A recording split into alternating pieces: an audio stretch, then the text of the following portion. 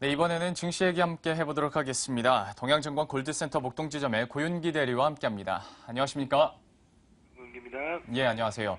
자, 먼저 어제장 얘기부터 잠깐 해보도록 하겠습니다. 연중 최고치를 코스피가 다시 한번 돌파를 하면서 이제 박스권 탈출, 이 기대감이 현실화되느냐라는 소식들이 계속 들려오고 있는데요. 어떻게 보셨는지 궁금합니다. 네, 전일 코스피는 그 기관과 외국인의 양매수로 연중 최고점을 갱신하면서 상승 마감하면서 2048포인트 수준으로 장을 마감을 했습니다. 일부 업종이 강한 상승으로 보이면서 장을 이끌었는데요. 아무래도 그 정부의 경기부양책 관련된 그런 이슈가 나오면서 상승했다라고 보시면 될 것 같습니다.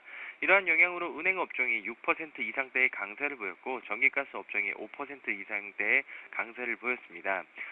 특히나 이제 은행 업종 같은 경우에는 이제 LTV와 BTI의 상향 등에 대한 어떤 부동산 규제 완화에 따른 대출 증가 기대감으로 연일 강세를 띠는 모습을 보였고, 이에 따라 증권 업종도 업황 개선에 따른 기대감으로 상승 마감하는 모습을 보였습니다. 오히려 코스피에서는 개별 종목이 조금 부진한 모습을 보였는데요. 실적 시즌을 맞이해서 실적을 발표한 삼성 SDI가 실적 부진에 따라서 어제 하락하는 모습을 보였고, LG 이노텍과 LG 디스플레이가 최근 주가 상승에 따른 차익 매물이 나오면서 하락하는 모습을 보였습니다. 코스피와는 다르게 코스닥은 어제 급락이 나오는 모습을 보였습니다. 외국인과 기관의 양 매도로 2%에 육박한 급락하는 모습을 보이면서 552포인트 수준으로 장을 마감을 했습니다.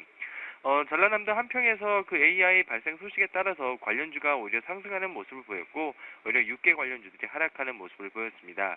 코스피와는 다르게 대부분의 업종이 그동안의 어떤 주가 상승에 따른 차익 실현 물량으로 하락 마감했다는 점이 특징적인 모습으로 들 수 있을 것 같습니다. 자, 이렇게 어제장 분석을 해봤고요. 오늘장 전략도 세워봐야 될 텐데요. 국내 상황만 보자면 그래도 증시를 이끌어줄 만한 호재들이 좀 있습니다. 정책 모멘텀도 있고요. 배당에 대한 기대감도 역시 나타나면서 이러한 기대감이 오늘장에서도 이어질 수 있을지 좀 궁금해지는데요. 이 전망과 전략 어떻게 보고 계신가요? 네, 말씀하신 것처럼 이제 경제부총리 최경환 후에 부동산 진작 정책과 함께 내수 진작 정책 효과가 지금 본격화되고 있는 것 같습니다. 그래서 건설업종이라든지 은행, 금융업종들이 상승하는 모습을 보이고 있는데요. 이런 상황에서 기업 배당 촉진이라는 어떤 그 증시의 구조적인 변화 가능성으로 인해 지수 상승에 더욱 힘을 보태고 있는 것 같습니다. 그렇지만 최근 강세를 띄었던 중소형주가 지금 약세를 띠고 있고 코스피 대형주 쪽으로 지금 매기가 옮겨가는 중인데요. 이러한 상황은 지금 현재 글로벌 증시 자체가 어떤 글로벌 경기 회복에 대한 기대감이 지금 꾸준하게 나온다고 있다는 점이 그 특징이라 보시면 될 것 같습니다. 이런 상황에서 지금 중국 상해 지수가 지금 반등이 나오고 있는 상황인데, 중국 경기 둔화에 대한 우려가 완화되고 있다고 한다면 중국발 어떤 관련주가 올라갈 수 있을 것 같습니다. 이런 상황에서 지금 글로벌 시장적으로 놓고 봤을 때 그 주식 자금이 이머징 시장 쪽으로 지금 매수세가 유입이 되고 있다는 적도 한번 그 특징으로 보시면 될 것 같습니다.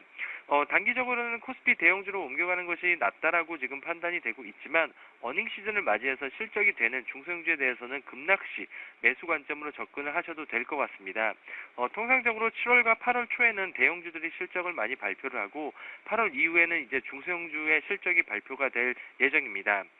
그렇기 때문에 일단은 급락시 매수 관점으로 접근하시면 좋을 것 같고요. 단기적으로는 정부 정책 수혜주로 보이는 건설, 증권 등 은행 등의 매매는 가능하지만 특히나 은행주가 더욱더 메리트가 있다라고 보시면 될 것 같습니다.